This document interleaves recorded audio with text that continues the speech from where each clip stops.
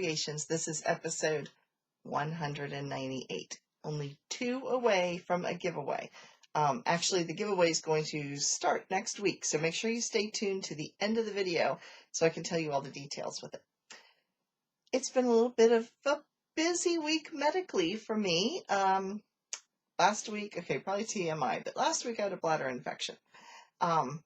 Which meant I was up and running to the restroom constantly. So I had to go back in and get that tested, make sure everything was cleared up. Then it was mammogram time. Every woman's favorite day of the year.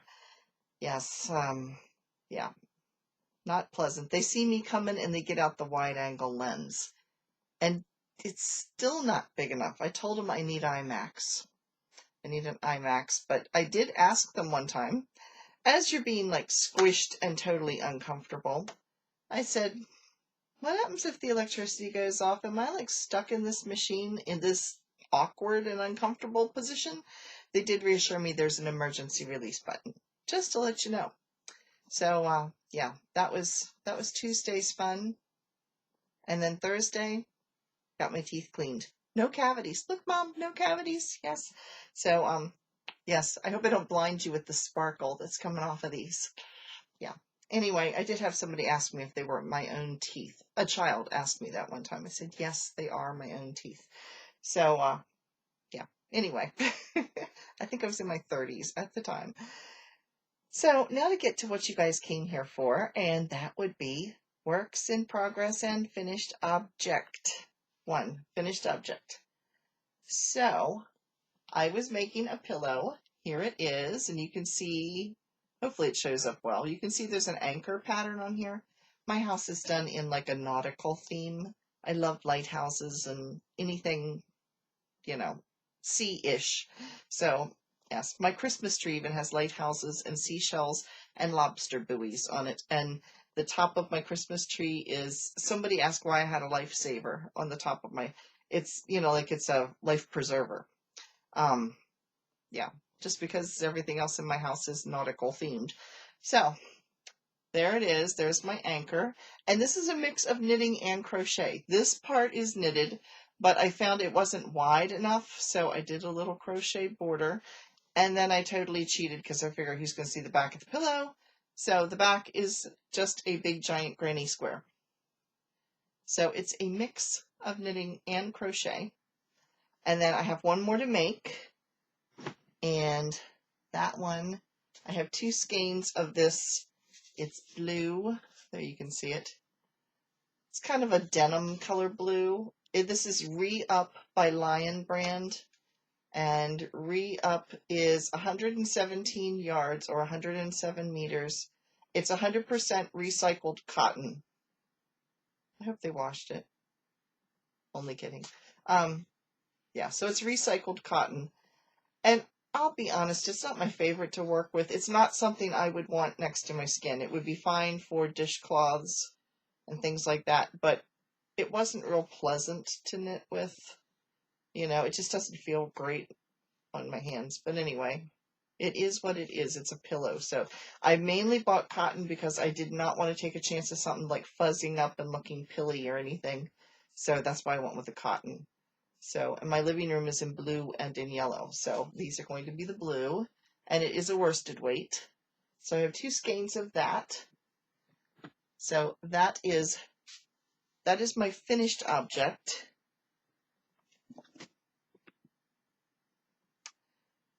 Now on to my works in progress, and I seem to be gaining more works in progress. Here is my immense sweater that we talked about last week, the giant hourglass. Sadly, it does fit. I checked it and measured it and thought, oh, this has got to be too big. No, it actually fit pretty well. So anyway, this is how far I've gotten. You can see where I left off last week was right here. So I've gone all the way up. This is all single crochet, simply because I do not, as heavy as this is going to be, I do not want to have to wear something underneath it, and I don't like people to be able to see through my clothes. So that's why I'm doing it in single crochet. But I think the colors are blending together really well. I like the way it looks. Here's what the back is. So it is going to sort of stripe or fade up or whatever as it goes. It's very soft. And I have not had any real issues with crocheting with this. This is homespun. And a lot of you said it can be snaggy. And it can be, but the hook I'm using is a metal hook, and so I'm really not having too much trouble with it. And I'm using a 6mm hook with this. I have lots of crochet this week, apparently. Because then I am working on my basket. If you missed the tutorial, you can click the link right over here, and that will take you to my tutorial that I did, not so much on making a basket, but a technique for making a basket. I'm having fun with this. This was Yoka's suggestion to me. She showed a picture a while back in Show and Tell of a basket, and she said she used clothesline. Now, I do think the clothesline she was using had wire in it, if I remember rightly, which would actually work even better. But what I have is just plain cotton. It's 3/16 diameter cotton. It's just what I could find. But look at it so far. I am just so happy with how solid this is. I mean, look how the sides are standing up really, really well. And again, I'm doing single crochet on this. I'm actually, it's kind of inside out right now, but I love the definition of the stitches that it gives it. It really kind of gives it this kind of ribbed look to it.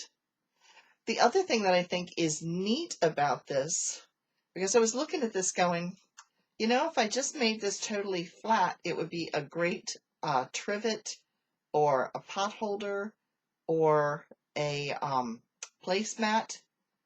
But fold this up here. How nice of a nice solid pocketbook would this be? I mean, it just really has some structure to it. You could make a really nice tote bag out of the same thing. You like go all the way up and then put handles on it.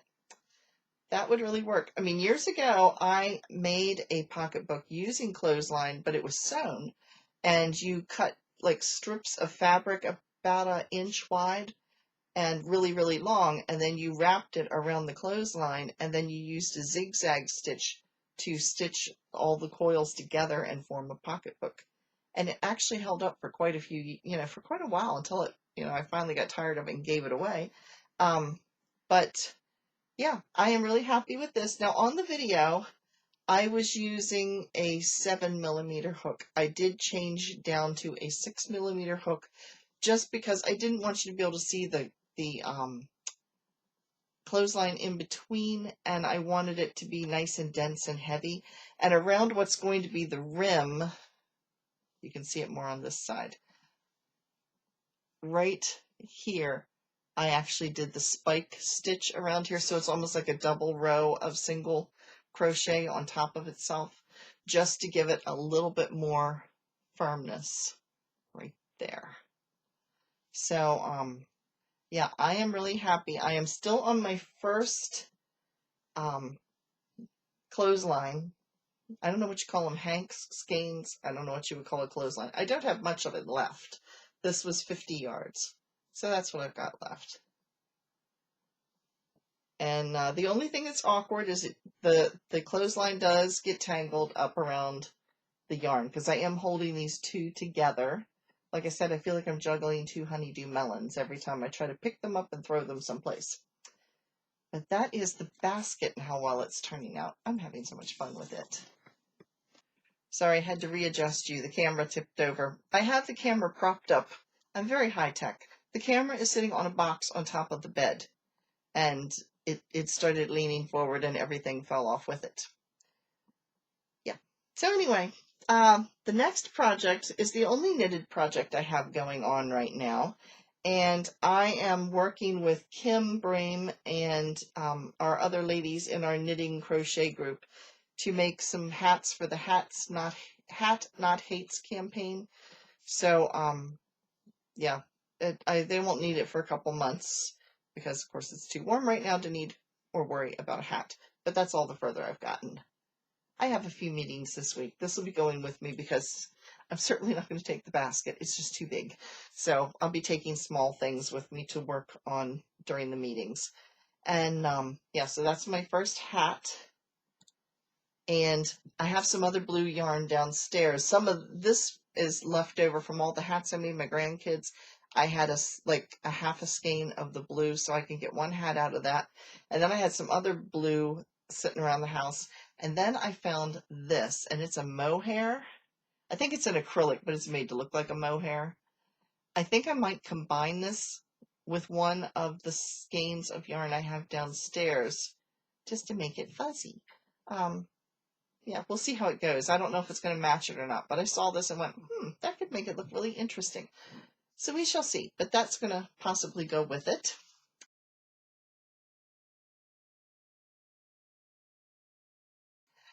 Then I had a friend of mine contact me and ask me to make some baby booties and a baby blanket with llama themes on it. So of course I couldn't say no. She's a friend of mine. And so the booties I am going to make out of actual alpaca, because I thought, what's nicer for baby skin than something nice and soft? So it's a cream color. She wanted neutrals. And then for the llama looking part of the little booty on the front, we're going to combine this with, again, some fake mohair to make it look fuzzy. Somewhere around the house, I used to have some actual, it looked like sheep wool, and it was an acrylic, but it was fuzzy. I actually made a stuffed sheep out of it, and I had some left, but I can't find it, and I have this funny feeling that I gave it away. I tore through the yarn stash behind me, and I could not find it anywhere, so I'm thinking when I did a little yarn cleanup a few months ago, I think I might have gotten rid of it because there wasn't a whole lot left, but it would have been perfect for these, but I don't have it anymore. So I'm going to have to improvise, but I think this will work. So, and then for the baby blanket part, I have this. It is a silky Aran weight. It's a micro acrylic. It is so super, super soft. So it's washable, which is what you want with the baby. There are 230 meters, 251 yards, and I have 2 skeins of it. And like I said, it is super silk. It's called Silky Aran. It's super, super soft. They're calling it an Aran weight. I would call it a worsted. So that's, I think, what I'm going to make the baby blanket out of, because it's just so soft, and I think they will like that. And if I want to make it cute and fuzzy, I have some more. Apparently, I like lots of fake acrylic mohair. So I have some fake acrylic mohair that I can mix in with it, and it matches like absolutely perfect. It doesn't look like it in the screen, but in the real light, it actually matches almost exactly.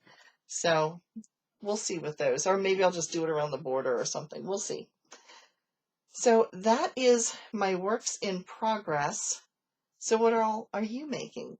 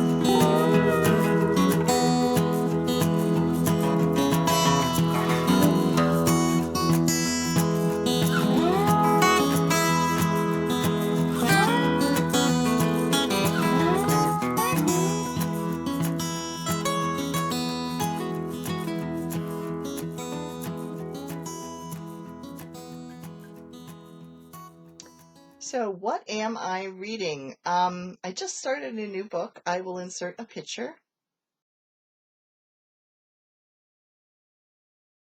Now this is a Murder, She Wrote mystery. Now I'll be honest, I was leery whether to bother to read it or not. The Murder, She Wrote series used to be written by Donald Bain. I loved it. It was so close to the old TV show, if you remember that from the early 80s. It was very, very close. The guy really knew the character well, and you could picture it happening. Okay, the man who wrote it died a year or so ago, and they have a new guy writing the mysteries. The first two that he wrote, in my opinion, were horrendous because they were so over the top, unbelievable. They did not get good reviews because everybody said, has this man even ever watched the TV series or seen what his character is like? The first one, they had her saving the United States by some kind of espionage thing. The second one, if you live in Maine, you will get this and totally understand why I'm saying it was absurd. They have a woman who is in her 60s. That's the character. She's in her 60s. She lives in Maine. At the Portland Headlight, as a barge approaches and she's on the barge, she swings from a rope off of the barge. She's up in the top of the lighthouse at the Portland Headlight and goes running down the stairs as the barge is plowing into the lighthouse and knocking it over. Folks, that's like a landmark. You know, don't knock over the landmark. And if you saw where the Portland Headlight is located, you would see that it sits on top of a cliff. It's totally improbable that a barge would plow into it to begin with. Yeah, it was just so over the top absurd at the end of it. I had a hard time just finishing the book. So I'm giving it a third try. I did check the ratings before I ever even started reading it. And it actually, a lot of people are saying that the guy is finally getting the point that he needs to know the character a little bit better. And it's based loosely, I guess, on Agatha Christie's And Then There Were None, you know, where they go someplace and people start getting killed off and they're all stuck someplace. Yeah, well, apparently this one, they're snowed in Cabot Cove, Maine, which who knows where that's supposed to be. But anyway, they're snowed in, and the wedding party, people start getting killed off at the wedding party that is stuck in the same hotel that Jessica is. Because apparently everywhere Jessica Fletcher goes, murder follows. So I haven't gotten that far into it. I think I'm only on to the 3rd chapter. But I will be honest, the 5th page in, I was already chomping at the bit because he talked about the woolen mills and how they used lathes to make the fabric. And I'm thinking, lathes are used for woodwork. Looms are used for fabric. So already there's like a major glaring mistake. So we'll see how it goes, but that's what I'm reading right now. So now it is time for... Now, in our Come and Get It section, you will have seen yesterday I put out a short little video about Annie's craft store. Annie's is running, it ends actually today. It ends at 3 o'clock. Actually, it ends tomorrow. It ends on Sunday at 3 o'clock in the morning. So you might as well say it ends on Saturday. So it is a friends and family sale that they have running right now. And you can choose between 99-cent shipping or 30% off of your order. Either one is a pretty good deal. So it all depends on how much you buy or how much you want to save in the shipping. So there are separate coupon codes for which choice you make. So the information is down below in the link. I put it right next to it so you can click that link, but read before you click so you know which coupon code to use for which discount you want to get. So again, that is Annie's. Now they are also running, they have their Christmas Special 2020 out. Now the Christmas Special is a magazine that they put out every Christmas. and it has 65 plus projects in it. It's a mix of quilting and crochet and knitting. It's just like a whole bunch of crafty type of things that are holiday related. So they have that. And remember I told you I was making some llama slippers and a blanket. They have a really cute llama pattern. I will show you a picture of it.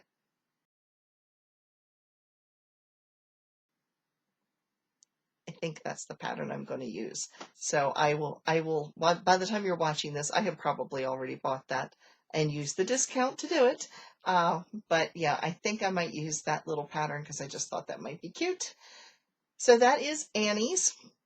Leisure Arts, because I also mentioned a while back that I'm going to be making a plaid blanket or afghan. Sometimes people call them blankets, sometimes people call them afghans. Is there a difference? I don't think there is. If there's a difference, please let me know.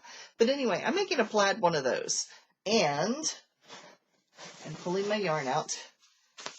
I had 2 more honeydew melons. Anyway, yes, here we are. These are the 2 colors that I'm going to make the plaid out of.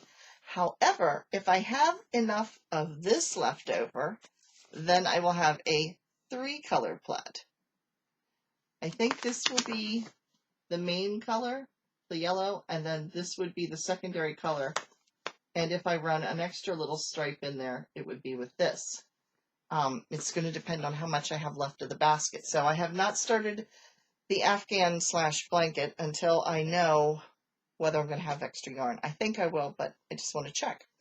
That being said, they have 2 really pretty crochet plaid patterns. One is a 2-color plaid and one is a 3-color plaid. So I'm going to pick one of those 2. But let me show you what they look like.